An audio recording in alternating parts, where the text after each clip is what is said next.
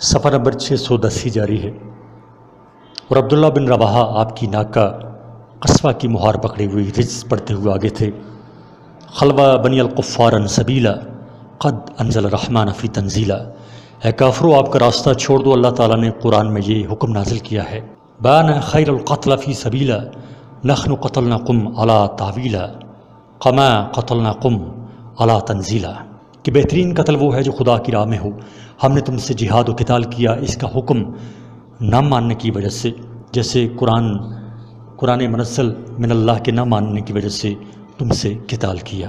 اور بہقی کی روایت میں اس کے بعد یہ زیادہ ہے کہ الیوم نضربکم علی تنزیلا ضربہ یزیلا یزیل الحام من مقیلا، صفحہ نمبر 611۔ آج اللہ کے حکم کے مطابق ایسا ماریں گے کہ تمہاری کھوپڑی سر سے الگ ہو جائے۔ وجزہل خلیلا ان خلیلا یا ربی انی مؤمن بکیلا، اور دوست کو دوست سے بے خبر بنا دے، اے اللہ میں اس کے قول پر ایمان رکھتا ہوں۔ اور ابن اسحاق کی روایت میں ہے یا رب انی مؤمن بکیلا انی رأیت الحق فی قبولا، میں اس کے قبول کرنے ہی کو حق سمجھتا ہوں، یعنی یا رب انی مؤمن بکیلا انی رأیت الحق فی قبولا، یعنی میں اس کے قبول کرنے ہی کو حق سمجھتا ہوں۔ حضرت عمر رضی اللہ تعالیٰ عنہ نے کہا اے ابن رواحہ، تو رسول اللہ صلی اللہ علیہ وسلم کے سامنے اور اللہ کے حرم میں شعر پڑھتا ہے۔ آپ نے فرمایا اے عمر رہنے دو، یہ شعر کافروں کے حق میں تیر باری سے زیادہ سخت ہیں۔ رواه الترمذی والنسائی وقال الترمذی حسن غریب، یہ تمام تفصیل فتح الباری میں مذکور ہے۔ ابن سعد کی روایت میں ہے کہ آپ نے یہ فرمایا اے عمر میں سن رہا ہوں، اور عبداللہ بن رواحہ کو یہ حکم دیا کہ ابن رواحہ یہ پڑھو لا الہ الا اللہ وحدہ نصرہ عبدہ وعز جندہ وحزم الاحزاب وحدہ۔ عبداللہ بن رواحہ کے ساتھ اور اصحابہ بھی کلمات کو پڑھتے جاتے تھے۔ اس شان سے مکہ میں داخل ہوئے، بیت اللہ کا طواف کیا اور صحیح بین الصفا والمروہ کے کر کے ہدی کو نحر فرمایا اور حلال ہو گئے۔ بعد ازاں کچھ لوگوں کو حکم دیا کہ وہ وطن یا جج چلے جائیں، اور جو آدمی اسلحہ کی حفاظت کے لیے وہاں چھوڑ دیے گئے تھے وہ آ کر طواف اور صحیح کر لیں، اور یہ فرما کر کعبۃ اللہ کے اندر تشریف لے گئے۔ ظہر تک اندر ہی رہے۔ آپ کے حکم سے خانہ کعبہ کی چھت پر حضرت بلال رضی اللہ تعالیٰ عنہ نے ظہر کی اذان دی۔ قریش نے اگرچہ عذر معاہدہ آپ کو عمرہ کی اجازت دے دی، لیکن شدت غیظ اور غایت حسد کی وجہ سے آپ کو اور آپ کے صحابہ کو دیکھ نہ سکے، اس لیے سرداران قریش اور ان کے قبراء و اشراف مکہ مکرمہ چھوڑ کر پہاڑوں میں چلے گئے۔ حضرت میمونہ سے نکاح۔ ادائے عمرہ کے بعد رسول اللہ صلی اللہ علیہ وسلم 3 دن مکہ میں مقیم رہے اور حضرت میمونہ بنت الحارث سے نکاح فرمایا۔ 3 دن گزر گئے تو قریش نے چند آدمی آپ کی خدمت میں بھیجے کہ مدت گزر گئی ہے، آپ چلے جائیں۔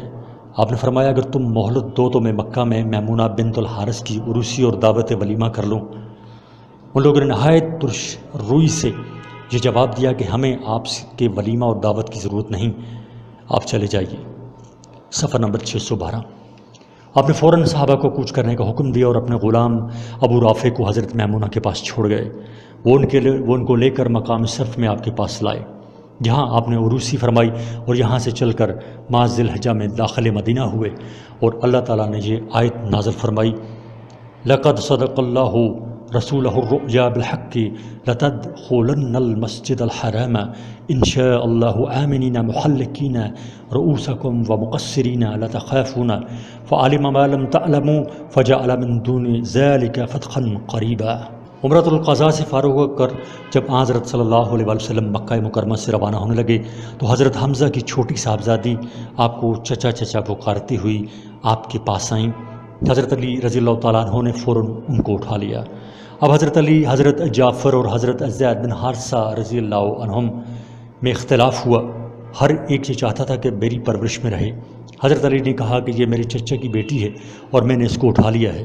حضرت جعفر رضی اللہ تعالیٰ عنہ نے کہا میری چچا کی لڑکی ہے اور اس کی خالہ میرے نکاح میں ہے۔ حضرت زید رضی اللہ تعالیٰ عنہ نے کہا کہ میرے اسلامی اور دینی بھائی کی لڑکی ہے۔ حضرت صلی اللہ علیہ وآلہ وسلم نے یہ فیصلہ فرمایا کہ لڑکی اپنی خالہ کے پاس رہے، اور یہ ارشاد فرمایا کہ خالہ بمنزلہ ماں کے ہے۔ روایہ البخاری ان البراء بن عازب سریہ اخرم بن ابل اوجا ذی الحجہ 7 ہجری۔ ماہ ذی الحجہ میں اخرم کو 50 آدمیوں کے ہمراہ بنی سلیم کو دعوت اسلام دینے کی غرض سے روانہ فرمایا۔ بنی سلیم نے کہا ہمیں اسلام کی ضرورت نہیں، اور تیر اندازی کر کے مسلمانوں کی اس قلیل جماعت کو شہید کر دیا، صرف اخرم کو مردہ سمجھ کر چھوڑ دیا۔ یہ زخموں کی وجہ سے نیم جان ہو گئے تھے، بعد میں زندہ ہو کر سفر کی پہلی تاریخ کو مدینہ پہنچے۔ صفحہ نمبر 613 فصل 3 غزوات و واقعات 8 ہجری۔ سریہ غالب بن عبداللہ لیسی رضی اللہ تعالیٰ عنہ۔ سفر 8 ہجری میں حضرت صلی اللہ علیہ وآلہ وسلم نے غالب بن عبداللہ لیسی کو مقام قدید کی جانب بنی الملوح پر حملہ کرنے کے لیے ایک جماعت کے ساتھ روانہ فرمایا۔ ان لوگوں نے وہاں پہنچ کر شب خون مارا اور ان کے اونٹ پکڑ کر مدینہ کی جانب روانہ ہوئے۔ بنی الملوح کی ایک جماعت مسلمانوں کے تعاقب میں دوڑی۔ اسی وقت من جانب اللہ اتنی زور کی بارش ہوئی کہ مسلمانوں اور کافروں کے درمیان میں جو ایک وادی حائل تھی وہ پانی سے بھر گئی، اور وہ لوگ مسلمانوں تک نہ پہنچ سکے۔ اس طرح مسلمان صحیح سالم مدینہ منورہ پہنچے۔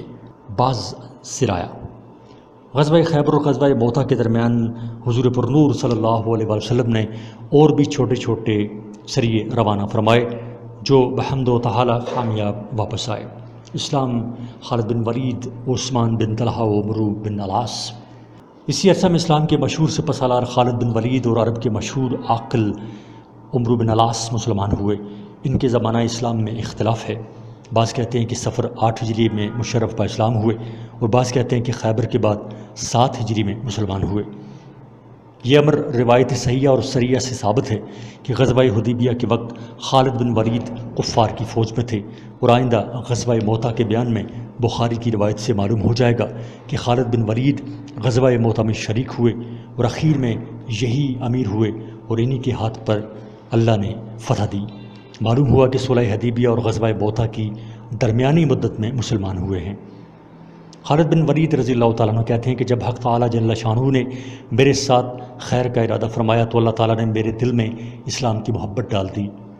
یکا میرے دل میں یہ خیال آیا کہ جس لڑائی میں بھی قریش مکہ کی طرف سے حضرت صلی اللہ علیہ وسلم کے مقابلہ میں جاتا ہوں اور پھر واپس آتا ہوں، واپسی پر میرے دل کی کیفیت یہ ہوتی ہے کہ دل اندر سے یہ کہتا ہے کہ تیری یہ تمام کوشش اور یہ تمام جد و جہد لاحاصل اور بے سود ہے، اور تحقیق محمد صلی اللہ علیہ وسلم ضرور غالب ہوں گے۔ چنانچہ حدیبیہ کے موقع پر میں نے مشرکین مکہ کے سواروں میں سے تھا تو میں نے آپ کو مقام اسفان میں دیکھا کہ آپ اپنے اصحاب کو صلاۃ الخوف پڑھا رہے ہیں، اور میں نے ارادہ کیا کہ نماز کی حالت میں حضور پر حملہ کروں، مگر حضور میرے ارادہ سے مطلع ہو گئے اور میں حملہ نہ کر سکا۔ تو اس وقت میں یہ سمجھ گیا کہ یہ شخص من جانب اللہ مامون اور محفوظ ہے، غیب سے اس کی حفاظت ہو رہی ہے، میں ناکام واپس ہو گیا۔ صفحہ نمبر 614 حضرت صلی اللہ علیہ وسلم جب قریش سے صلح کر کے واپس ہوئے تو میرے دل میں یہ خیال آیا کہ قریش کی قوم اور شوقت ختم ہوئی، اور شاہ حبشہ یعنی نجاشی آپ کا پیرو ہو چکا ہے، اور آپ کے اصحاب حبشہ میں امن و امان کے ساتھ رہتے ہیں۔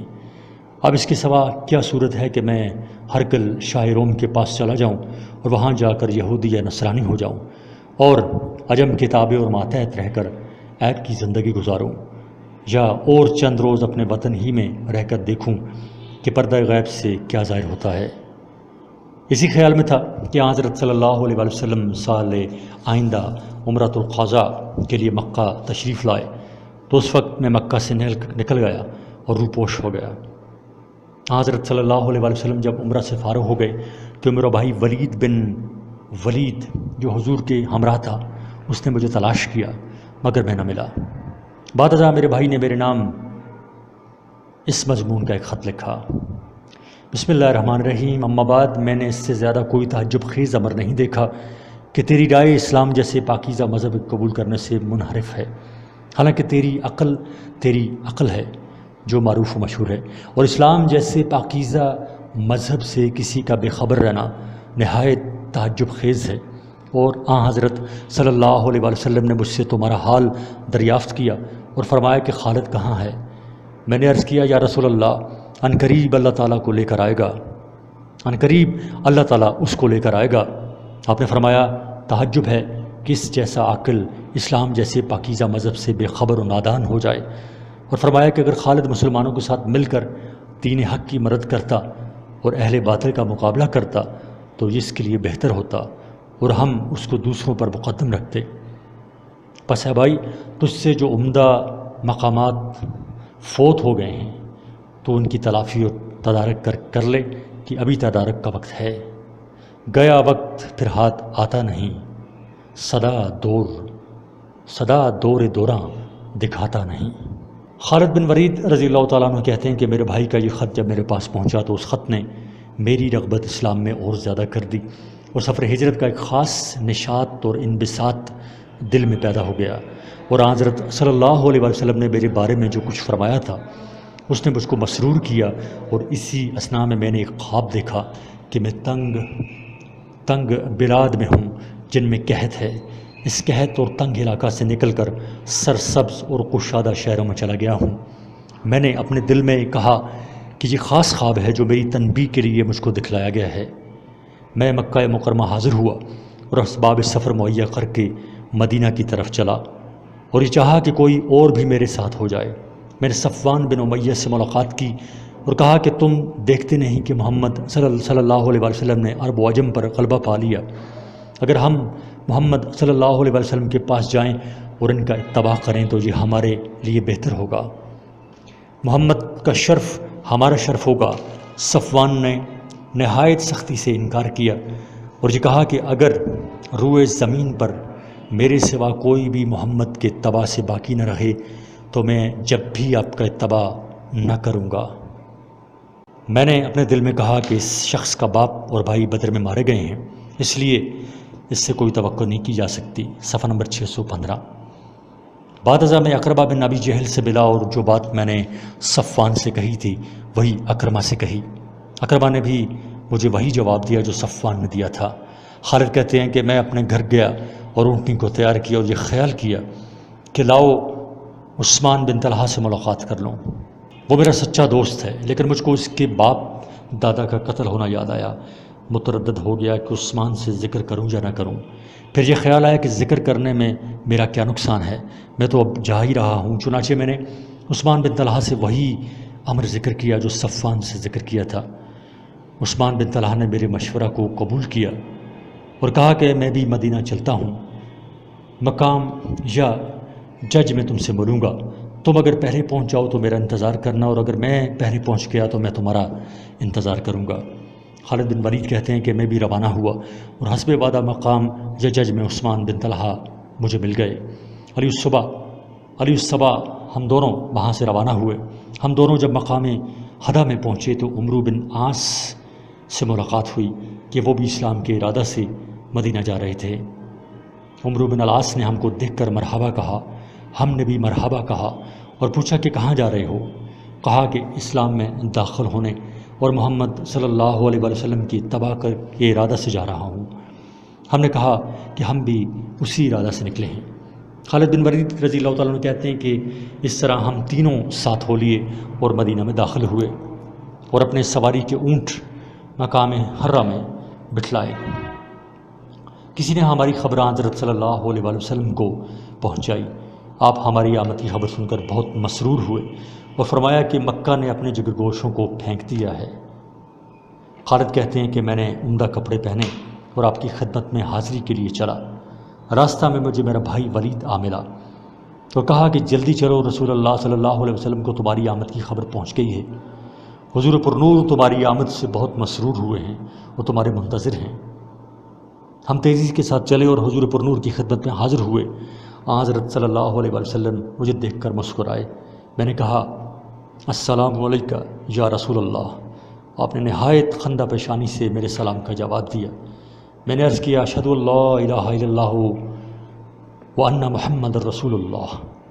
آپ نے ارشاد فرمایا قریب ہو جاؤ، اور یہ فرمایا الحمدللہ الذی ہداک قد کنت اریلقا اقلا رجوت الا یسلمک الا الی خیر۔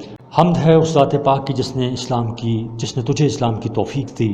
میں دیکھتا تھا کہ تجھ میں عقل ہے اور امید کرتا تھا کہ وہ عقل خیر اور بھلائی کی طرف تیری رہنمائی کرے گی۔ خالد کہتے ہیں کہ میں نے عرض کیا کہ آپ دیکھتے تھے کہ مقامات جنگ میں میں آپ کے اور حق کے مقابلے میں حاضر ہوتا تھا، جس میں سے میں شرمندہ اور نادم ہوں۔ اس لیے آپ سے درخواست کرتا ہوں کہ آپ میرے لیے دعا فرمائیں کہ اللہ تعالیٰ میری ان تمام خطاؤں کو معاف کر دے۔ آپ نے ارشاد فرمایا الاسلام یخلو ما کان، الاسلام یجب ما کان قبلہ۔ اسلام ان تمام امور کا خاتمہ کر دیتا ہے جو اس سے پہلے ہو چکے ہیں۔ میں نے پھر یہی درخواست کی تو آپ نے میرے لیے یہ دعا فرمائی اللہم اغفر لخالد بن ولید ما اوزہ فیہ من صد عن سبیل اللہ۔ اے اللہ تو خالد بن ولید کی ان تمام خطاؤں کو معاف کر دے جو خالد نے خدا تعالیٰ کی راہ سے روکنے کے لیے کی ہیں۔ خالد کہتے ہیں کہ میرے بعد عثمان بن طلحہ اور عمرو بن العاص آگے بڑھے اور حضور پرنور صلی اللہ علیہ وسلم کے دست مبارک پر بیعت کی۔ صفحہ نمبر 616۔ یہ تمام تفصیل البدایہ والنہایہ میں ہے اور اسی طرح خصائص کبریٰ للسیوطی میں مذکور ہے۔ عمرو بن العاص رضی اللہ تعالیٰ عنہ کہتے ہیں کہ حضور پرنور کی خدمت میں حاضر ہونے کے بعد خالد بن ولید نے بیعت کی اور پھر عثمان بن طلحہ نے بیعت کی۔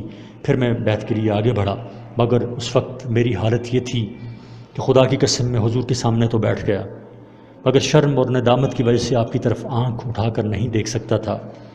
عمرو کہتے ہیں بالآخر میں نے آپ کے دست مبارک پر بیعت کی اور عرض کیا کہ اس شرط پر بیعت کرتا ہوں کہ میری تمام گزشتہ خطائیں اور قصور معاف کر دیے جائیں۔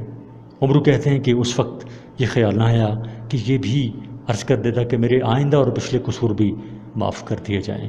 آپ نے ارشاد فرمایا کہ اسلام ان تمام گناہوں کو منہدم کر دیتا ہے جو اسلام سے پہلے کفر کی حالت میں کیے گئے ہیں، اور اسی طرح ہجرت بھی تمام گزشتہ گناہوں کو منہدم کر دیتی ہے۔ عمرو بن العاص کہتے ہیں کہ بخدائے لا جزال، جس دن سے ہم مسلمان ہوئے اس دن سے جو مہم پیش آئی حضرت صلی اللہ علیہ وسلم نے ہمارے برابر کسی کو نہیں فرمایا۔ عمرو بن العاص کہتے ہیں کہ میں، خالد اور عثمان شروع سفر 8 ہجری میں آپ کی خدمت میں حاضر ہو کر مشرف با اسلام ہوئے۔ غزوہ موتا جمادی الاولیٰ 8 ہجری۔ موتا ایک مقام کا نام ہے جو ملک شام میں علاقہ بلقا میں واقع ہے۔ رسول اللہ صلی اللہ علیہ وسلم نے جب سلاطین اور عمراء کے نام دعوت اسلام کے خطوط روانہ فرمائے تو شرجیل بن عمرو غسانی کے نام بھی خط روانہ فرمایا۔ شرجیل کیسر کی طرف سے شام کا امیر تھا۔ حارث بن عمیر رضی اللہ تعالیٰ عنہ آپ کا یہ خط لے کر مقام موتا میں پہنچے تو شرجیل نے ان کو قتل کرا دیا۔ اس وجہ سے آپ نے 3000 کا لشکر ماہ جمادی الاولیٰ 8 ہجری میں موتا کی طرف روانہ فرمایا۔ زید بن حارثہ رضی اللہ تعالیٰ عنہ کو امیر لشکر مقرر فرمایا اور یہ ارشاد فرمایا کہ اگر زید قتل ہو جائیں تو جعفر بن ابی طالب امیر لشکر ہوں، اگر جعفر بھی قتل ہو جائیں تو عبداللہ بن رواحہ سردار لشکر ہوں، اور اگر عبداللہ بھی قتل ہو جائیں تو مسلمان جس کو چاہیں اپنا امیر مقرر بنا لیں، اپنا امیر بنا لیں۔ رواه البخاری و احمد و نسائی باسناد صحیح۔ اسی وجہ سے اس غزوہ کو غزوہ جیش العمراء کہتے ہیں، جیسے کہ مسند احمد اور نسائی میں باسناد صحیح ابو قتادہ سے مروی ہے کہ رسول اللہ صلی اللہ علیہ وسلم نے جیش العمراء روانہ فرمایا الی آخر الحدیث۔ صفحہ نمبر 617۔ اور ایک سفید جھنڈا زید بن حارثہ کو دیا اور یہ ارشاد فرمایا کہ اول اس مقام پر جانا جہاں حارث بن عمیر شہید ہوئے اور ان لوگوں کو اسلام کی دعوت دینا، اگر وہ اس دعوت کو قبول کریں تو فبہا، ورنہ خداوند ذوالجلال سے اعانت اور امداد کی درخواست کر کے ان سے جہاد و قتال کرنا۔ اور سنیت الوداع تک بنفس نفیس مشایت کے لیے تشریف لے گئے۔ سنیت الوداع پر کچھ دیر ٹھہر کر لشکر کو یہ وصیت فرمائی کہ ہر حال میں تقوی اور پرہیزگاری کو ملحوظ رکھیں، اپنے رفقا کی خیرخواہی کریں، اللہ کی راہ میں اللہ کے نام پر اللہ سے کفر کرنے والوں سے جہاد و قتال کریں، غدر اور خیانت نہ کریں، کسی بچہ اور عورت اور بوڑھے کو قتل نہ کریں۔ لوگ جب عمراء لشکر کو رخصت کرنے لگے تو عبداللہ بن رواحہ رضی اللہ تعالیٰ عنہ رو پڑے۔ لوگوں نے کہا اے ابن رواحہ، کس چیز نے تم کو رلایا؟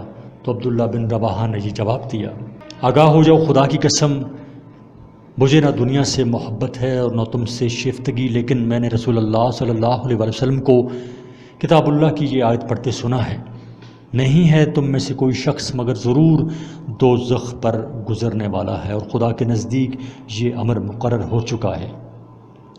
نہیں معلوم کہ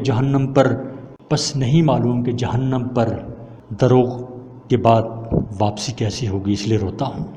پس نہیں معلوم کہ جہنم پر ورود کے بعد واپسی کیسی ہوگی، اس لیے روتا ہوں۔ لشکر جب روانہ ہونے لگا تو مسلمانوں نے پکار کر کہا، خدا تعالیٰ تم کو صحیح سلام اور کامیاب واپس لائے۔ تو عبداللہ بن رواحہ نے یہ شعر پڑھا، لکننی اسأل الرحمن مغفرہ وضرب ذات فرقہ تقذف الزبدہ۔ میں واپسی نہیں چاہتا بلکہ اللہ کی مغفرت اور اس کی راہ میں ایسے گہرے زخم کا خواہش مند ہوں کہ جو جھاگ پھینکتا ہو۔ او تعنتا پیدی حیرانہ معجزہ بہر بات تنفذ الاخشاہ الخبد، یا ایسا کاری زخم ہو کہ جو تیز ہو اور ایسے نیزے سے لگے کہ جو میری انتڑیوں جگر سے پار ہو جائے۔ حتی یقال اذا مروہ علی جدسی یا ارشد اللہ من غازہ وقد رشدہ، یہاں تک کہ لوگ جب میری قبر پر گزریں تو یہ کہا جائے کہ واہ واہ کیا غازی تھا اور کیسا کامیاب ہوا۔ لشکر جب چلنے کے لیے بالکل تیار ہو گیا تو عبداللہ بن رواحہ رضی اللہ تعالیٰ عنہ آپ کے قریب آئے اور یہ شعر پڑھے، انت رسول فمن یحرم نوافل والوجہ منہ فقد ازری بہ القدر۔ آپ بے شک اللہ کے رسول ہیں، جو شخص آپ کے فیوض و برکات اور آپ کے چہرہ انور کے دیدار سے محروم رہا تو سمجھ لو کہ قضاء و قدر نے اس کی تحقیر کی کہ اس کو اس دولت عظمیٰ سے محروم رکھا۔ صفحہ نمبر 618۔ وَسَبْتَ اللَّهَ مَا عَتَاقَ مِنْ حُسْنَ تَثْبِيتَ مُوسَى وَنَصْرَ قَلَّذِي نَصْرُ۔ بس اللہ تعالیٰ موسیٰ علیہ السلام کی طرح آپ کے محاسن کو ثابت و قائم رکھے اور انبیاء و صادقین کی طرح آپ کی مدد فرمائے۔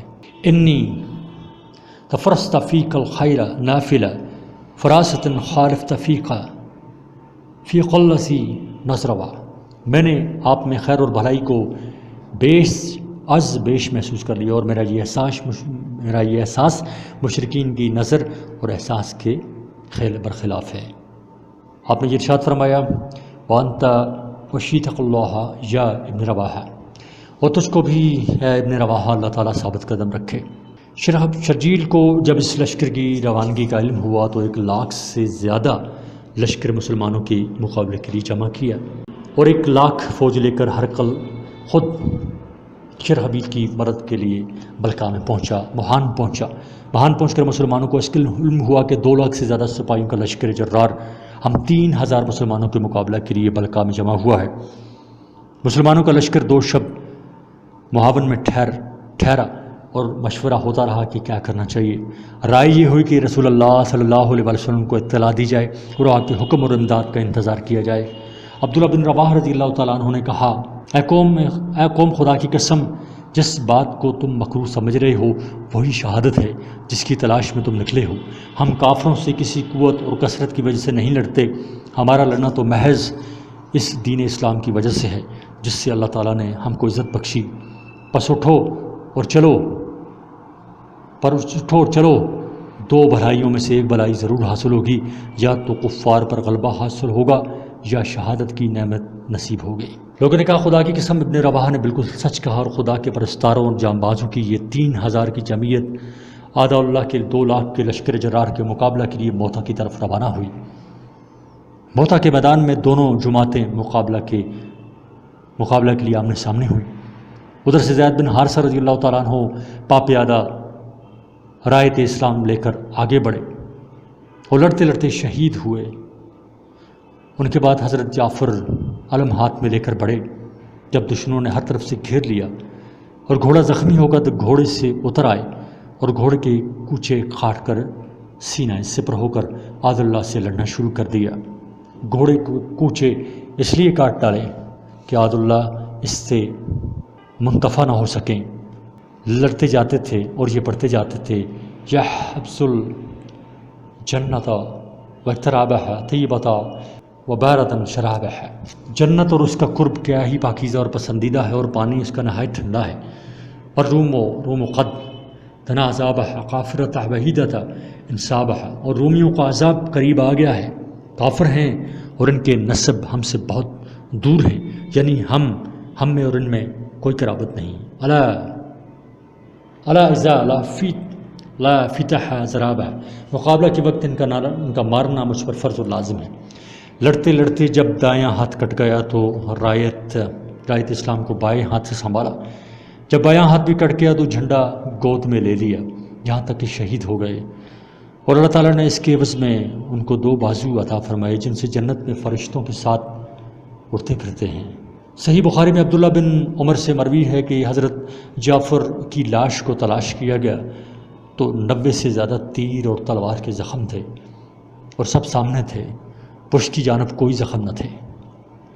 حضرت جعفر کے بعد حضرت عبداللہ بن رواحہ نے علم ہاتھ میں لیا اور آگے بڑھے، گھوڑے پر سوار تھے، چند دموں کے لیے نفس کو کچھ تردد لاحق ہوا تو اپنے نفس کو مخاطب کر کے یہ فرمایا، اقسمت یا نفسو لتنزلنہا کارہتن او لتتابا انہا، اے نفس تجھ کو قسم ہے کہ تو ضرور گھوڑے سے اتر کر اللہ کے سے جہاد و قتال کرنا، گواری سے اتر یا ناگواری سے اتر یا خوشی اور رغبت کے ساتھ۔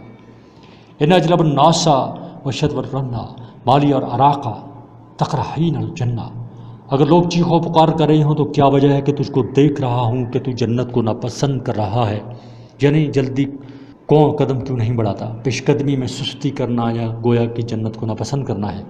یہ فقط نفس کی توبیخ اور الزام کے لیے فرمایا۔ قد طالما قد خنتا مطمئنا حل انت الا نطفۃ فی شنا، تو بس اوقات مطمئن رہا ہے اس وقت تو اس کو کیا ہوا، تیری حقیقت کیا ہے، تو رحم مادر میں ایک نطفہ ہی تھا، اس بے حقیقت نطفہ کے لیے خدا کی راہ میں پس و پیش کر رہا ہے۔ اور یہ کہا، یا نفس اللہ تقتلی تموتی ھذا حمام الموت قد صلیت، صفحہ نمبر 620۔ اے نفس اگر تو قتل نہ ہوا تو مرے گا، اے نفس اگر تو قتل نہ ہوا تو مرے گا تو ضرور، اور یہ ہے قضائے موت جس میں تجھ کو مبتلا ہونا ضروری ہے۔ وما تمنیت فقط احتیت ان تفعلی فعلہما حدیت، جس چیز کی تو نے تمنا کی تھی وہ تجھ کو مل گئی، یعنی شہادت فی سبیل اللہ کا موقع، اگر تو نے زید اور جعفر جیسا کام کیا تو ہدایت پائے گا۔ یہ کہہ کر گھوڑے سے اتر پڑے ان کے ابن ام چچا زاد بھائی نے آگے بڑھ ان کو ایک گوشت کی ہڈی دی کہ اس کو چوس لو تاکہ اس کی قوت سے کچھ لڑ سکو، کئی دن تم پر فاقے کے گزر چکے ہیں۔ ابن رواح نے ہڈی لے لی اور اس کو ایک بار چوسا، لیکن فوراً ہی پھینک دیا اور کہا، اے نفس لوگ جہاد کر رہے ہیں اور تو دنیا میں مشغول ہے، اور تلوار لے کر آگے بڑھے یہاں تک کہ شہید ہو گئے، اور رایت اسلام ہاتھ سے گر گیا۔ ثابت بن اکرم رضی اللہ تعالیٰ نے فوراً رایت اسلام ہاتھ میں لے لیا اور مسلمانوں سے مخاطب ہو کر کہا، اے گروہ مسلمین، اپنے میں سے کسی شخص کے امیر بنانے پر متفق ہو جاؤ۔ لوگوں نے کہا، آپ ہی ہمارے امیر ہیں، ہم آپ کے امیر ہونے پر راضی ہیں۔ ثابت نے فرمایا، میں یہ کام نہیں کر سکتا، اور یہ کہہ کر جھنڈا خالد بن ولید کو پکڑا لیا اور کہا کہ آپ جنگ سے خوب واقف ہیں۔ خالد بن ولید نے امارت قبول کرنے میں کچھ تعامل کیا، لیکن تمام مسلمانوں نے ان کے امیر ہونے پر اتفاق کر لیا۔ خالد بن ولید رایت اسلام لے کر آگے بڑھے اور نہایت شجاعت اور مردانگی سے آت اللہ کا مقابلہ کیا۔ صحیح بخاری میں خود خالد بن ولید رضی اللہ تعالیٰ عنہ سے روایت ہے کہ غزوہ موتا میں لڑتے لڑتے میرے ہاتھ سے 9 تلواریں ٹوٹیں، صرف ایک یمنی تلوار میرے ہاتھ میں باقی رہی۔ دوسرے روز خالد بن ولید رضی اللہ تعالیٰ عنہ نے لشکر کی ہیئت تبدیل کر دی اور مکملۃ الجیش کو ساقہ اور میمنہ کو میسرہ کر دیا۔ دشمن لشکر کی ہیئت بدلتی ہوئی دیکھ کر مروب ہو گئے اور یہ سمجھے کہ نئی مدد آ پہنچی۔ ابن سعد ابو عامر سے راوی ہیں کہ جب خالد بن ولید رضی اللہ تعالیٰ عنہ نے رومیوں پر حملہ کیا تو ان کو ایسی فاش شکست دی کہ میں نے ایسی شکست کبھی نہیں دیکھی۔ مسلمان جہاں چاہتے تھے وہیں اپنی تلوار رکھتے تھے۔ زہری، عروہ بن زبیر، موسیٰ بن عقبہ، عطاف بن خالد اور ابن آئز سے بھی یہی منقول ہے اور صحیح بخاری میں ہے کہ حتیٰ فتح اللہ علیہم، یہاں تک کہ اللہ تعالیٰ نے مسلمانوں کو فتح دی۔ حاکم کی روایت میں ہے کہ غنیمت میں کچھ سامان بھی ملا۔ رومیوں کی پسپائی کے بعد خالد بن ولید رضی اللہ تعالیٰ عنہ نے تحقب مناسب نہ سمجھا اور اپنی قلیل جماعت کو لے کر مدینہ واپس آ گئے۔ اس غزوہ میں 12 مسلمان شہید ہوئے جن کے نام حسب ذیل ہیں۔ صفحہ نمبر 621۔ زید بن حارثہ رضی اللہ تعالیٰ عنہ، جعفر بن ابی طالب رضی اللہ تعالیٰ عنہ، عبداللہ بن رواحہ رضی اللہ تعالیٰ عنہ، مسعود بن اوس رضی اللہ تعالیٰ عنہ، وہب بن سعد رضی اللہ تعالیٰ عنہ، عباد بن قیس رضی اللہ تعالیٰ عنہ، حارث بن نعمان رضی اللہ تعالیٰ عنہ، سراقہ بن عمر رضی اللہ تعالیٰ عنہ، ابو کلیب رضی اللہ تعالیٰ عنہ اور جابر رضی اللہ تعالیٰ عنہ، بسران عمرو بن زید، عمرو رضی اللہ تعالیٰ عنہ اور عامر رضی اللہ تعالیٰ عنہ، بسران سعد بن حارث۔ یہ تمام تفصیل زرقانی اور فتح الباری باب غزوہ موتا سے لی گئی ہے۔ جس روز اور جس وقت مقام موتا میں قاضیان اسلام کی شہادت کا یہ حادثہ پیش آ رہا تھا تو حق جل شانہ نے سرزمین شام کو اپنی قدرت کاملہ سے آپ کے سامنے کر دیا کہ میدان کارزار اور آپ کی نظروں کے سامنے تھا۔ آپ کے اور شام کے درمیان تمام حجابات اٹھا دیے گئے۔ آپ نے صحابہ کو جمع کرنے کے لیے الصلاۃ و جامع کی منادی کرا دی۔ صحابہ کرام جمع ہو گئے تو آپ ممبر پر تشریف لے گئے۔ میدان کارزار آپ کی نظروں کے سامنے تھا۔ ارشاد فرمایا کہ زید نے رایت اسلام اپنے ہاتھ میں لیا اور کافروں سے خوب قتال کیا یہاں تک کہ شہید ہوا اور جنت میں داخل ہوا۔ زید کے بعد جعفر نے رایت اسلام ہاتھ میں لیا اور راد اللہ سے خوب لڑا یہاں تک کہ شہید ہوا اور جنت میں داخل ہوا اور فرشتوں کے ساتھ جنت میں 2 بازوؤں کے ساتھ اڑتا پھرتا ہے۔ اس کے بعد عبداللہ بن رواحہ نے رایت اسلام سنبھالا۔ حضرت صلی اللہ علیہ وسلم نے یہ فرمایا کہ حضرت صلی اللہ علیہ وسلم یہ فرما کر خاموش ہو گئے اور کچھ دیر تک سکوت عالم طاری رہا۔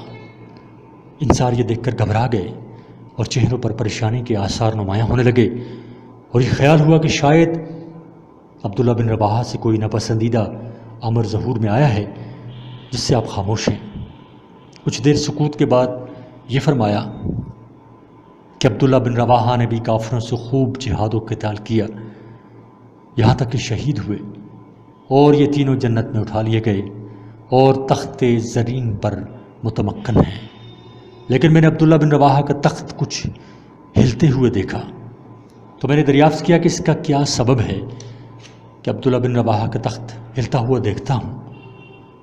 تو مجھ کو یہ بتلایا گیا کہ عبداللہ بن رواحہ کو مقابلہ کے وقت کچھ تھوڑا سا تردد پیش آیا اور تھوڑی سی پس و پیش کے بعد آپ آگے بڑھے اور زید اور جعفر بلا کسی تردد اور بلا کسی پس و پیش آگے بڑھے۔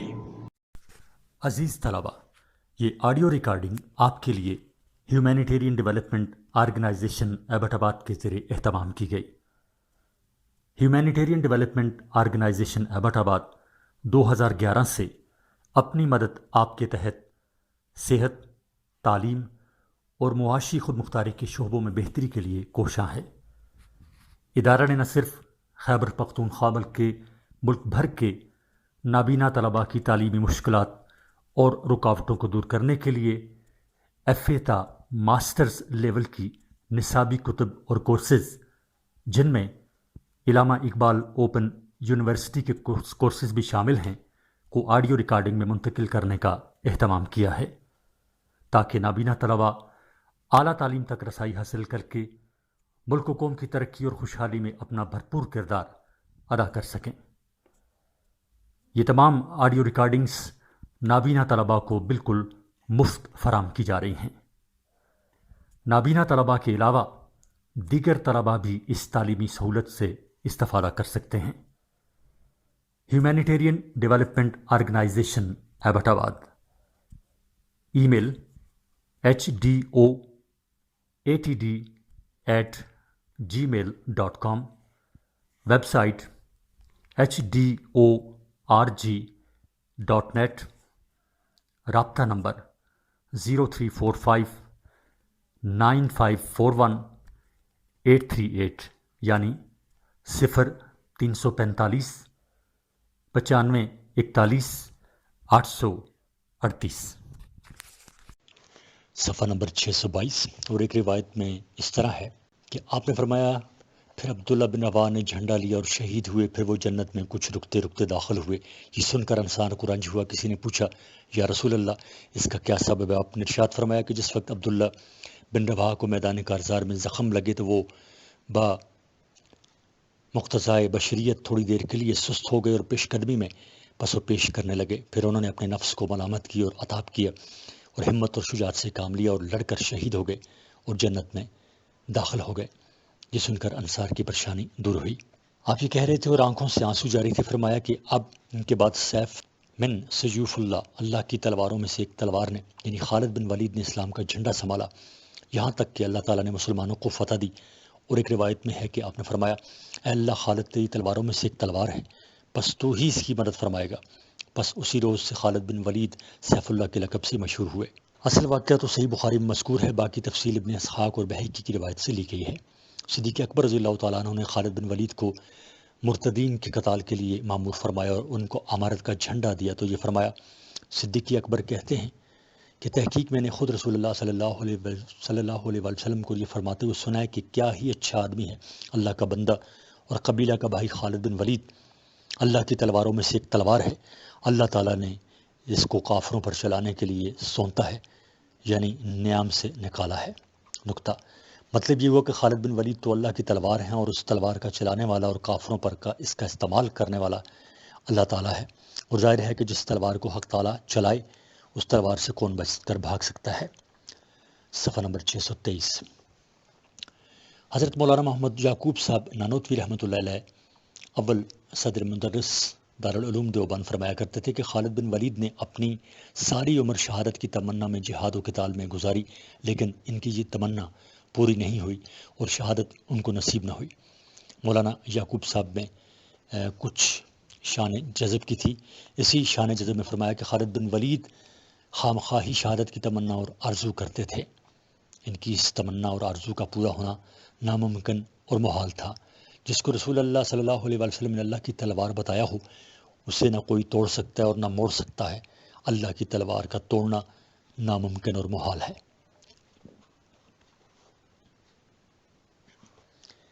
نقطہ دیگر عبداللہ بن رواحہ کے متعلق جو حضرت صلی اللہ علیہ وسلم نے یہ فرمایا کہ میں نے ان کا تخت ہلتے ہوئے دیکھا، یہ در حقیقت عبداللہ بن رواحہ کے تردد کی مثال تھی۔ عبداللہ بن رواحہ کو رضی اللہ تعالیٰ عنہ کو شہادت سے کچھ پہلے اس عالم شہادت میں جو تردد لاحق ہوا تھا، عالم غیب میں اس کو ہلتے ہوئے تخت کی شکل میں دکھلایا گیا۔ جو چیز یہاں پوشیدہ ہے وہی چیز عالم غیب میں کسی صورت اور شکل میں ظاہر و نمایاں ہو جاتی ہے۔ حکایت محمود غزنوی رحمۃ اللہ علیہ نے جب ہندوستان کو فتح کیا اور سومناتھ مندر کے تمام بت توڑ ڈالے تو جو بت ان میں سب سے بڑا تھا جب اس کو توڑنا چاہا تو سومناتھ کے پجاریوں نے بڑی الہا زاری سے عرض کیا کہ اس بت کے برابر تول کر ہم سے سونا لے لو مگر اس بت کو نہ توڑا جائے۔ سلطان محمود نے ارکان دولت سے مشورہ کیا، سب نے یہ کہا کہ ہم کو فتح تو ہو ہی چکی ہے، اگر ایک بت کو چھوڑ بھی دیا جائے تو ہمارا خاص نقصان نہیں اور اس کے بدلہ میں جو مال ملے گا وہ لشکر اسلام کے کام آئے گا۔ اسی مجلس میں سے سپہ سالار مسعود غازی بھی تھے۔ فرمایا کہ یہ تو بت فروشی ہے، اب تک بادشاہ بت شکن مشہور تھا، اب بت فروش کہلائے گا۔ یہ بات محمود غزنوی کے دل کو لگی مگر ایک گونا تردد باقی رہا۔ دوپہر کو سویا تو خواب میں دیکھا کہ میدان حشر بپا ہے اور ایک فرشتہ اس کو دوزخ کی طرف یہ کہہ کر کھینچتا ہے کہ یہ بت فروش ہے۔ دوسرا فرشتہ کہتا ہے کہ نہیں، یہ تو بت شکن ہے، اس کو جنت میں لے جاؤ۔ اتنے میں آنکھ کھل گئی اور حکم دیا کہ فوراً بت کو توڑ دیا جائے۔ جب بت کو توڑا تو اس کے پیٹ میں سے جواہرات بھرے ہوئے نکلے۔ حق تعالیٰ کا شکر ادا کیا کہ اس نے بت فروشی سے بچایا اور جس مال کی تمام میں بت فروشی اختیار کرنا چاہتا تھا اس سے کہیں زائد مال عطا کر دیا۔ فرشتوں کا دوزخ اور جنت کی طرف کھینچنا یہ اس تردد کی صورت تھی جو محمود غزنوی کو بت کے توڑنے میں لاحق ہوا تھا۔ بہارت بیداری جو تردد ہوا تھا اس کو خواب میں اس صورت میں دکھلایا گیا کہ ایک فرشتہ دوزخ کی طرف کھینچتا ہے اور ایک جنت کی طرف۔ کبھی خیال بت کے توڑنے کی طرف جا رہا ہے اور کبھی خیال بت کے چھوڑنے کی طرف جا رہا ہے، ورنہ حقیقت یہ ہے کہ بت کو چھوڑ دینا حقیقت میں بت فروشی نہ تھا، لیکن صورت میں بت فروش کی مشابہت تھی جس کو حق جل شانہ نے اس شکل میں دکھایا۔ اسی طرح عبداللہ بن رواحہ کے تردد کو ہلتے ہوئے تخت کی شکل میں دکھلایا۔ کسی عبادت کا بلا کسی تردد کے بجا لانا یہ نفس مطمئنہ کی شان ہے، اور تردد کے وقت نفس کو ملامت کرنا جیسے کہ عبداللہ بن رواحہ نے کی یہ نفس لوامہ کی شان ہے، جس کی حق جل شانہ نے سورہ قیامہ کے شروع میں قسم کھائی، لا اقسم بیوم القیامہ ولا اقسم بالنفس اللوامہ۔ عبداللہ بن رواحہ عین مارکا کے وقت جو شعر پڑھتے تھے، صفحہ نمبر 624، ان سے مقصود اپنے ہی نفس کی ملامت تھی۔ ایک ہی دو شعر ملامت کے پڑھے کہ نفس مطمئن ہو گیا اور آگے بڑھ کر خدا کی راہ میں شہید ہوا اور اپنے رفقا کے ساتھ جنت میں جا ملا۔ یا ایھا النفس المطمئنہ ارجعی الی ربک راضیۃ مرضیہ فادخلی فی عبادی وادخلی جنتی۔ یہ حادثہ فاجعہ بیان فرما کر آپ حضرت جعفر کے مکان پر تشریف لے گئے، بچوں کو بلایا اور ان کے سروں پر ہاتھ پھیرا اور آنکھوں سے آنسو روا ہو گئے۔ حضرت جعفر کی بیوی اسما بنت امیس سمجھ گئیں اور عرض کیا، یا رسول اللہ، میرے ماں باپ آپ پر فدا ہوں، آپ کیوں روئے؟ کیا جعفر اور ان کے رفقا کے متعلق آپ کو کوئی اطلاع ملی ہے؟ آپ نے فرمایا، ہاں، آج وہ شہید ہو گئے۔ اسما بنت امیس فرماتی ہیں کہ سنتے ہی میری چیخ نکل گئی اور عورتیں میرے پاس جمع ہو گئیں اور حضرت صلی اللہ علیہ وسلم اپنے گھر تشریف لے گئے اور فرمایا کہ جعفر کے گھر والوں کے لیے کھانا پکا کر بھیجو۔ آج وہ اپنے صدمہ میں مشغول ہیں، اور خود حضرت صلی اللہ علیہ وسلم پر اس صدمہ کا بہت اثر تھا۔ اس غم میں 3 دن تک مسجد میں تشریف فرما رہے۔ خالد بن ولید جب لشکر اسلام کو لے کر موتا سے واپس ہوئے اور مدینہ کے قریب پہنچے تو حضرت صلی اللہ علیہ وسلم اور مسلمانوں نے مدینہ سے باہر جا کر ان کا استقبال کیا۔ سریہ عمرو بن العاص رضی اللہ تعالیٰ عنہ بسوء ذات السلاسل۔ ماہ جمادی الثانیہ 8 ہجری میں حضرت صلی اللہ علیہ وسلم کو یہ خبر ملی کہ قبیلہ بنی قزاع کی ایک جماعت مدینہ منورہ پر حملہ کرنے کا ارادہ رکھتی ہے۔ اسی لیے آپ نے ان کی سرکوبی کے لیے عمرو بن العاص کو مقام ذات السلاسل کی طرف روانہ کیا۔ یہ مقام مدینہ منورہ سے 10 منزل پر ہے۔ 300 آدمی اور 30 گھڑ سوار ان کے ساتھ کیے۔ جب اس مقام کے قریب پہنچے تو معلوم ہوا کہ کافروں کی جمعیت بہت زیادہ ہے، اس لیے توقف کیا اور رافع بن مقیس رضی اللہ تعالیٰ عنہ کو حضور پرنور کی خدمت میں روانہ کیا کہ مدد کے لیے کچھ اور آدمی بھیجیں۔ حضرت صلی اللہ علیہ وسلم نے ابو عبیدہ بن الجراح کو 200 آدمیوں کے ساتھ روانہ کیا، جن میں ابو بکر و عمر بھی تھے، اور یہ تاکید فرمائی کہ عمرو بن العاص سے جا ملو اور آپس میں متفق رہنا اور باہم اختلاف نہ کرنا۔ جب ابو عبیدہ وہاں پہنچے اور نماز کا وقت آیا تو ابو عبیدہ نے امامت کرنی چاہی۔ عمرو بن العاص نے کہا کہ امیر لشکر تو میں ہوں اور تم تو میری مدد کے لیے آئے ہو۔ ابو عبیدہ نے کہا، تم اپنی جماعت کے امیر ہو اور میں اپنی جماعت کا امیر ہوں۔ بعد ازاں ابو عبیدہ نے کہا کہ نبی کریم صلی اللہ علیہ وسلم نے چلتے وقت مجھ کو آخری حکم یہ دیا تھا کہ ایک دوسرے کی اطاعت کرنا اور اختلاف نہ کرنا، لہٰذا میں تمہاری اطاعت کروں گا اگرچہ تم میری مخالفت کرو۔ اس طرح ابو عبیدہ نے عمرو بن العاص کی امارت اور امامت کو تسلیم کر لیا۔ چنانچہ عمرو بن العاص امامت کرتے تھے اور ابو عبیدہ ان کی اقتدا کرتے تھے۔ بالآخر سب مل کر قبیلہ بنی قزاع میں پہنچے اور ان پر حملہ کیا۔ کفار مرعوب ہو کر بھاگ اٹھے اور منتشر ہو گئے۔ صحابہ نے عوف بن مالک اشجعی کو خبر دے کر مدینہ روانہ کیا۔ عمرو بن العاص نے غلبہ کے بعد کچھ روز وہاں قیام کیا اور مختلف جوانب میں سواروں کو بھیجتے رہے۔ وہ اونٹ اور بکریاں پکڑ کر لاتے اور مسلمان ان کو پکا کر کھاتے۔ اسی سفر میں یہ واقعہ پیش آیا کہ عمرو بن العاص کو احتلام ہو گیا۔ سردی کی شدت اس لیے عمرو بن العاص نے غسل نہ کیا اور تیمم کر کے نماز پڑھائی۔ حضرت صلی اللہ علیہ وسلم کے سامنے جب اس واقعہ کا ذکر آیا تو آپ نے فرمایا کہ اے عمرو، تو نے اپنے اصحاب کو بحالت جنابت نماز پڑھائی۔ صفحہ نمبر 625۔ عمرو بن العاص نے عرض کیا، یا رسول اللہ، مجھ کو اپنی جان کا خطرہ تھا اور حق تعالیٰ کا ارشاد ہے، وَلَا تَقْتُلُوا أَنفُسَكُمْ إِنَّ اللَّهَ كَانَ بِكُمْ رَحِيمًا۔ حضور پر نور نے تبسم فرمایا اور کچھ نہ فرمایا۔ فائدہ، صفحہ نمبر 625۔ خالد بن ولید اور عمرو بن العاص دونوں ایک ساتھ اسلام میں داخل ہوئے۔ ان دونوں کے اسلام میں داخل ہونے کے بعد غزوہ موتا پیش آیا، جس میں خالد بن ولید امیر بن گئے، اور غزوہ موتا کے بعد غزوہ ذات السلاسل پیش آیا، اس میں عمرو بن العاص امیر ہوئے۔ سرے ابو عبیدہ بسوئے سیف البحر۔ اس کے بعد ماہ رجب 8 ہجری میں حضرت صلی اللہ علیہ وآلہ وسلم نے ابو عبیدہ بن الجراح کو 300 آدمیوں پر امیر مقرر کر کے سیف البحر یعنی ساحل بحر کی طرف قبیلہ جہینہ پر حملہ کرنے کے لیے روانہ کیا۔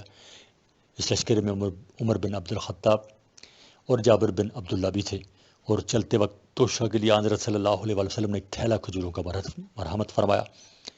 جب وہ کھجوریں ختم ہو گئی تو کھجوروں کی گٹھلیاں چوس چوس کر اور پانی پی پی کر جہاد کیا، اور جب یہ بھی نہ رہا تو درختوں کے پتے جھاڑ کر پانی میں تر کر کے کھانے لگے۔ اسی وجہ سے اس سریہ کو سریۃ الخبط بھی کہتے ہیں، اس لیے کہ خبط کے معنی لغت میں درخت سے پتے جھاڑنے کے ہیں۔ درختوں کے پتے کھانے سے ہونٹ اور منہ زخمی ہو گئے۔ بلاخر ایک روز دریا کے کنارے پہنچے اور بھوک سے بے چین اور بیتاب تھے۔ یکجک ایک غیبی عنایت کا کرشمہ ظاہر ہوا کہ دریا نے اپنے اندر سے ایک مچھلی باہر پھینکی، جس سے تمام لشکر نے 18 دن تک کھایا۔ صحابہ کہتے ہیں اس کو کھا کر ہمارے جسم توانا اور تندرست ہو گئے۔ اس مچھلی کا نام عنبر تھا۔ بعد ازاں ابو عبیدہ نے اس مچھلی کی پسلیوں میں سے ایک ہڈی لی اور اس کو کھڑا کیا، اور لشکر میں سب سے لمبا آدمی چن کر سب سے بڑے اونٹ پر اس کو بٹھایا، اور حکم دیا کہ اس ہڈی کے نیچے سے گزرو تو 2 سوار بلا تکلف اس کے نیچے سے گزر گیا، اور سوار کا سر بھی اس ہڈی سے نہ لگا۔ جب ہم مدینہ واپس آئے اور حضرت صلی اللہ علیہ وسلم سے اس کا تذکرہ کیا تو آپ نے فرمایا کہ یہ اللہ کی طرف سے رزق تھا جو اس نے تمہارے لیے بھیجا تھا، اگر اس میں سے کچھ گوشت باقی ہو تو لاؤ۔ چنانچہ اس کا گوشت آپ کے سامنے لایا گیا اور آپ نے اس میں سے تناول فرمایا، اور اس سفر میں کسی قتال کی نوبت نہیں آئی۔ لشکر اسلام بلا کسی قتال کے مدینہ واپس ہوا۔ نکتہ، جو رزق براہ راست اللہ تعالیٰ کی طرف سے آئے اور بندہ کے کسی عمل اور صنعت کو اس میں دخل نہ ہو، وہ رزق نہایت ہی مبارک اور پاکیزہ ہوتا ہے۔ اسی لیے حضرت صلی اللہ علیہ وآلہ وسلم نے اس کی برکت اور پاکیزگی کی وجہ سے اس کی فرمائش کی اور اس میں سے تناول فرمایا۔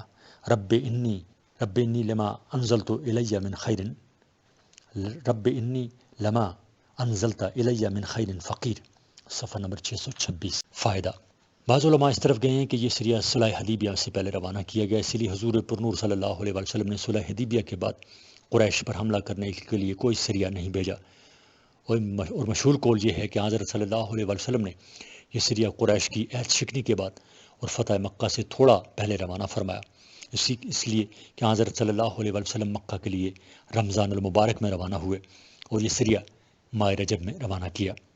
درمیان میں صرف شعبان کا مہینہ رہ جاتا ہے۔ عجب نہیں کہ قریش کی عہد شکنی کی بنا پر ماہ رجب ہی سے فتح مکہ کی تیاری شروع فرما دی ہو اور یہ سریہ اسی کی تمہید ہو۔ مسئلہ، ماہ رجب الحرام میں سریہ کو روانہ کرنا اس امر کی دلیل ہے کہ شہر حرام میں کافروں سے قتل و قتال جائز ہیں۔ صفحہ نمبر 627۔ اِنَّا فَتَحْنَا لَكَ فَتْحًا مُبِينًا، سورہ فتح، فتوح عظمیٰ، صفحہ نمبر 628۔ غزوہ الفتح العظم، فتح مکہ مکرمہ، زادہا اللہ تشریفاً و تقریماً، رمضان المبارک 8 ہجری۔ جس وقت قریش اور رسول اللہ صلی اللہ علیہ وسلم کے مابین صلح حدیبیہ میں صلح ہوئی اور عہد نامہ لکھا گیا تو اس وقت دیگر قبائل کو اختیار دیا گیا کہ جس کے عہد اور عقد میں چاہیں شامل ہو جائیں۔ چنانچہ بنو بکر قریش کے عہد میں اور بنو خزاعہ رسول اللہ صلی اللہ علیہ وسلم کے عہد میں شامل ہو گئے۔ ان دونوں قبیلوں میں زمانہ جاہلیت سے ان بن چلی آتی تھی، جس کا سبب یہ تھا کہ مالک بن عباد حضرمی ایک مرتبہ مال تجارت لے کر خزاعہ کی سرزمین میں داخل ہوا۔ خزاعہ کے لوگوں نے اس کو قتل کر ڈالا اور اس کا تمام مال و اسباب لوٹ لیا۔ بنو بکر نے موقع پا کر حضرمی کے معاوضہ میں بنو خزاعہ کے ایک آدمی کو قتل کر ڈالا۔ قبیلہ خزاعہ نے اپنے ایک آدمی کے معاوضہ میں بنو بکر کے 3 سرداروں زبیب، سلمی اور کلثوم کو میدان عرفات میں حدود حرم کے قریب قتل کر ڈالا۔ زمانہ جاہلیت سے زمانہ بعثت تک یہی سلسلہ رہا۔ ظہور اسلام کے بعد اسلامی معاملات میں مشغول ہو جانے کی وجہ سے سلسلہ رک گیا۔ حدیبیہ میں ایک میادی صلح ہو جانے کی وجہ سے فریقین ایک دوسرے سے مامون اور بے خوف ہو گئے۔ بنو بکر نے اپنی دشمنی نکالنے کا موقع غنیمت سمجھا، چنانچہ بنو بکر میں سے نوفل بن معاویہ ود علی نے ماں اپنے ہمراہیوں کے خزاں پر شبخون مارا۔ رات کا وقت تھا، خزاں کے لوگ پانی کے چشمہ پر سو رہے تھے جس کا نام وطیر تھا۔ قریش میں سے صفوان بن امیہ، شیبہ بن عثمان، سہیل بن عمرو، خویتب بن عبد العزا اور مکرز بن حفص نے پوشیدہ طور پر بنو بکر کی امداد کی۔ خزاں نے بھاگ کر حرم میں پناہ لی، مگر ان کو یہاں بھی قتل سے پناہ نہ ملی۔ قریش نے بنو بکر کی ہر طرح سے امداد کی، ہتھیار بھی دیے اور لڑنے کے آدمی بھی۔ خزاں کے لوگ مکہ میں بدیل بن ورقہ خزائی کے مکان میں گھس گئے، مگر بنو بکر اور اوسائے قریش نے گھروں میں گھس کر ان کو مارا اور لوٹا، اور یہ سمجھتے رہے کہ رسول اللہ صلی اللہ علیہ وسلم کو اس کی اطلاع نہ ہوگی۔ جب صبح ہوئی تو قریش کو اپنے فعل پر ندامت ہوئی اور یہ سمجھ گئے کہ ہم نے عہد شکنی کی، اور جو معاہدہ ہم نے رسول اللہ صلی اللہ علیہ وسلم کے ساتھ حدیبیہ میں کیا تھا اس کو ہم نے اپنی غلطی سے توڑ ڈالا۔ عمرو بن سالم خزائی 40 آدمیوں کا ایک وفد لے کر مدینہ منورہ بارگاہ نبوی میں حاضر ہوا۔ حضرت صلی اللہ علیہ وسلم اس وقت مسجد میں تشریف فرما تھے۔ عمرو بن سالم نے کھڑے ہو کر یہ عرض کیا، یا ربی انی ناشد محمد خلاف ابینا و ابیہ و ابیہل طلدہ۔ اے پروردگار، میں محمد صلی اللہ علیہ وسلم کو اپنے باپ اور ان کے باپ عبد المطلب کا قدیم عہد یاد دلانے آیا ہوں۔ زمانہ جاہلیت میں خزاں حضرت عبد المطلب کے حلیف تھے۔ اشارہ اس طرف تھا کہ جس طرح ہم آپ کے حلیف ہیں، اسی طرح ہمارے باپ دادا آپ کے باپ دادا کے حلیف تھے۔ صفحہ نمبر 629۔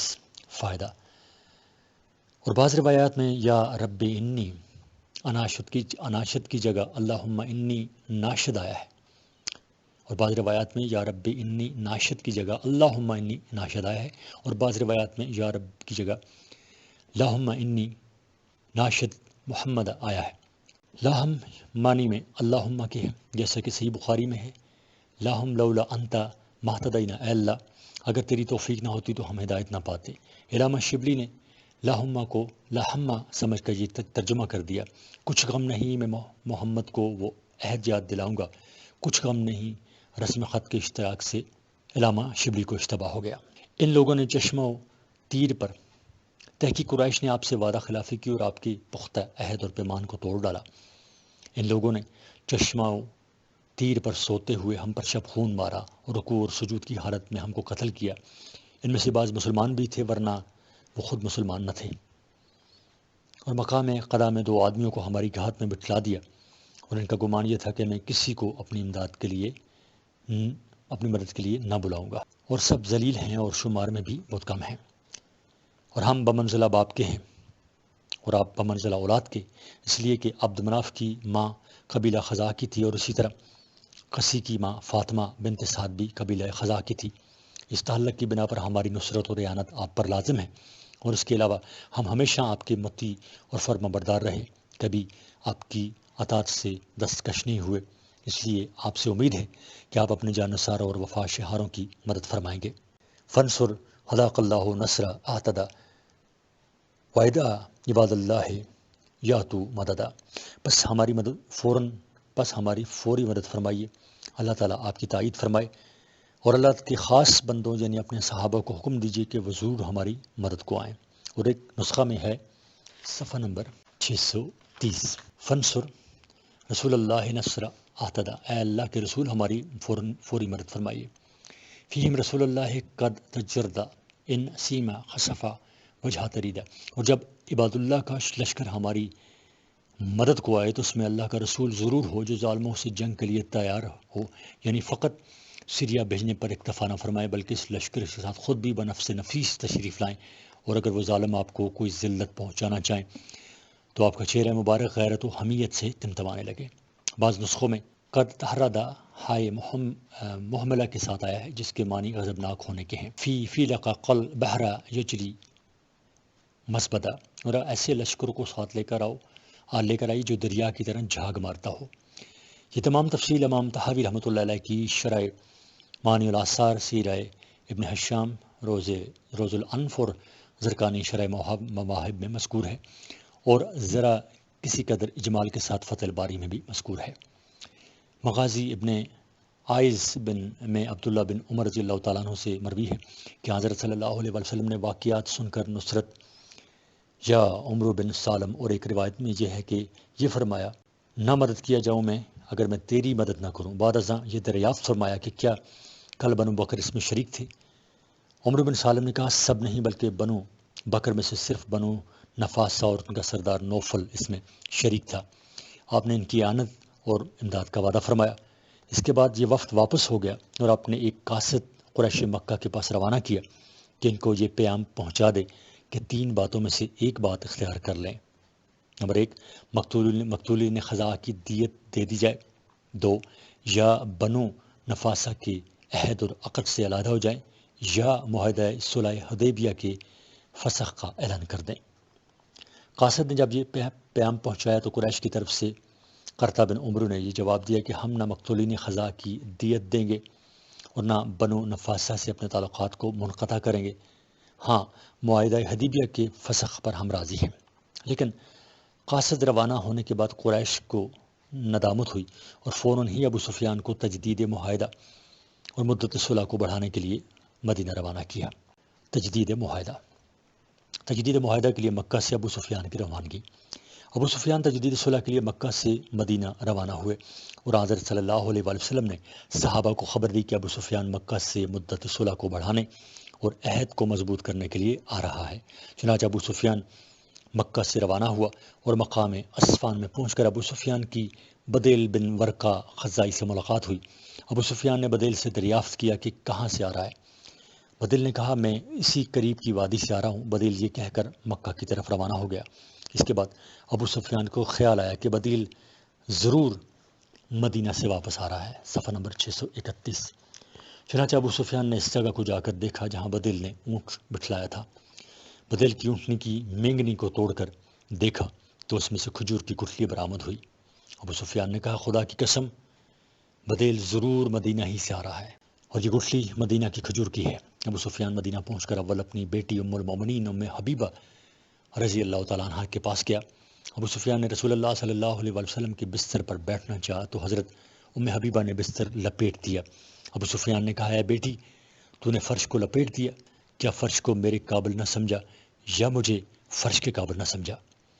ام حبیبہ نے کہا یہ رسول اللہ صلی اللہ علیہ وآلہ وسلم کا بستر ہے، اس پر ایک مشرک کو جو شرک کی نجاست سے ملوث اور آلودہ ہو نہیں بیٹھ سکتا۔ ابو سفیان نے جھلا کر کہا اے بیٹی، خدا کی قسم تو میرے بعد شرم میں مبتلا ہو گئی۔ ام حبیبہ نے کہا شرم نہیں بلکہ کفر کی ظلمت سے نکل کر اسلام کے نور اور ہدایت کی روشنی میں داخل ہو گئی، اور آپ سے تعجب ہے کہ آپ سردار قریش ہو کر پتھروں کو پوجتے ہیں کہ جو نہ سنتے ہیں اور نہ دیکھتے ہیں۔ ابو سفیان وہاں سے اٹھ کر مسجد میں آئے اور بارگاہ رسالت میں عرض کیا کہ میں قریش کی طرف سے تجدید معاہدہ اور مدت صلح کو بڑھانے کی غرض سے حاضر ہوا ہوں۔ آپ نے کوئی جواب نہیں دیا۔ بارگاہ رسالت سے جب کوئی جواب نہ ملا تو ابو سفیان ابو بکر کے پاس آئے اور ان سے سفارش کی درخواست کی۔ ابو بکر نے فرمایا میں اس بارے میں کچھ نہیں کر سکتا۔ اس کے بعد عمر بن الخطاب کے پاس گیا اور ان سے سفارش کی درخواست کی۔ عمر بن الخطاب نے یہ فرمایا اللہ اکبر، میں تیری سفارش کے لیے رسول اللہ صلی اللہ علیہ وسلم کی خدمت میں حاضر ہوں۔ دنیا میں اگر کوئی ساتھی مجھ کو میسر نہ آئے تو میں تنہا اس سے جہاد کرنے کو تیار ہوں۔ یہ سنتے ہی چپکا حضرت علی کے پاس آیا۔ اس وقت ان کے پاس ان کی بیوی فاطمہ الزہرا اور حسن رضی اللہ تعالیٰ عنہما بھی بیٹھے ہوئے تھے۔ ابو سفیان نے حضرت علی سے مخاطب ہو کر کہا اے ابو الحسن، آپ ہم سے قرابت میں سب سے قریب ہیں۔ میں ایک شدید ضرورت سے آیا ہوں، یہ چاہتا ہوں کہ ناکام واپس نہ ہوں، لہٰذا آپ میری رسول اللہ صلی اللہ علیہ وسلم سے سفارش فرمائیے۔ حضرت علی رضی اللہ تعالیٰ عنہ نے فرمایا کہ خدا کی قسم، رسول اللہ صلی اللہ علیہ وسلم نے اس بارے میں کچھ قصد فرما لیا ہے، لہٰذا آپ کسی کی مجال نہیں کہ وہ اس بارے میں رسول اللہ صلی اللہ علیہ وسلم سے کچھ کہہ سکے۔ ابو سفیان یہ سن کر حضرت فاطمہ رضی اللہ تعالیٰ عنہا کی طرف متوجہ ہوئے اور کہا اے بنت محمد، اگر آپ اس بچہ یعنی امام حسن کو یہ حکم دیں کہ وہ پکار دے کہ میں نے قریش کو پناہ دی تو ہمیشہ کے لیے عرب کا سردار مان لیا جائے۔ حضرت فاطمہ نے فرمایا اول تو یہ کم سن ہے، یعنی پناہ دینا بڑوں کا کام ہے، دوسرے یہ کہ رسول اللہ صلی اللہ علیہ وسلم کی خلاف مرضی کون بنا دے سکتا ہے؟ ابو سفیان نے حضرت علی سے مخاطب ہو کر کہا کہ معاملہ سخت ہو گیا، آخر مجھ کو کوئی تدبیر بتلائی۔ حضرت علی نے کہا اور تو کچھ میری سمجھ میں نہیں آتا، صرف اتنا خیال میں آتا ہے کہ اگر اس کو تو اپنے لیے مفید اور کرامت سمجھے تو کر گزر، وہ یہ کہ مسجد میں جا کر یہ پکار دے کہ میں معاہدہ حدیبیہ کی تجدید اور استحکام اور مدت صلح کو بڑھانے کے لیے آیا ہوں، اور یہ کہہ کر تو اپنے شہر واپس چلا جا۔ چنانچہ ابو سفیان وہاں سے اٹھ کر مسجد میں آیا اور بآواز بلند پکار کر یہ کہا کہ میں عہد کی تجدید اور صلح کی مدت بڑھاتا ہوں، اور یہ کہہ کر مکہ کو چل کھڑا ہوا۔ ابو سفیان جب مکہ پہنچا اور سارا واقعہ بیان کیا تو قریش نے کہا کہ کیا محمد نے تمہارے اعلان کو جائز رکھا ہے؟ ابو سفیان نے کہا نہیں۔ قریش نے کہا کہ محمد کی بغیر رضامندی اور اجازت کے تم کیسے راضی اور مطمئن ہو گئے؟ بعض محض لغو اور بیکار چیز لے کر آئے جس کا توڑنا ان پر کچھ دشوار نہیں، اور خدا کی قسم علی نے تیرے ساتھ مسخرہ پن کیا، تو نہ صلح کی خبر لے کر آیا جس سے اطمینان ہوتا اور نہ جنگ کی خبر لایا کہ جس کی تیاری اور سامان کیا جاتا۔ ابو سفیان کی واپسی کے بعد رسول اللہ صلی اللہ علیہ وسلم نے صحابہ کو پوشیدہ طور پر مکہ کی تیاری، سامان سفر اور آلات حرب درست کرنے کا حکم دیا، اور یہ تاکید فرمائی کہ اس کو پوشیدہ رکھا جائے، اس کا اظہار و اعلان نہ کیا جائے، اور آس پاس کے قبائل میں بھی کہلا بھیجا کہ تیار ہو جائیں۔ قصہ حاطب بن ابی بلتا، صحیح بخاری میں ہے کہ اسی اثناء میں حاطب ابی بلتا رضی اللہ تعالیٰ عنہ نے اہل مکہ کے نام میں خط لکھا کر حضرت صلی اللہ علیہ وسلم مکہ کی تیاریاں فرما رہے ہیں، اور مخفی طور پر ایک عورت کے ہاتھ اس خط کو مکہ روانہ کیا۔